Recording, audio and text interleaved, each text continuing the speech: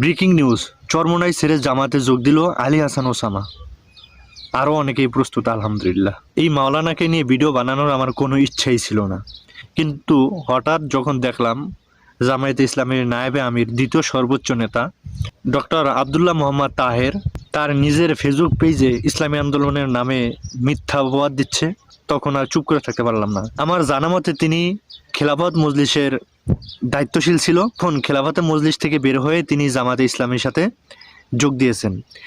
তো আবদুল্লাহ মোহাম্মদ তাহের নিজের ফেসবুক পেজে ইসলামী আন্দোলনের নামে এরকম একটা মিথ্যা কথা যখন সোশ্যাল মিডিয়ায় প্রচার করে, তখন আর বুঝতে বাকি নাই যে তারা সত্যের রাজনীতি করে নাকি মিথ্যার রাজনীতি করে।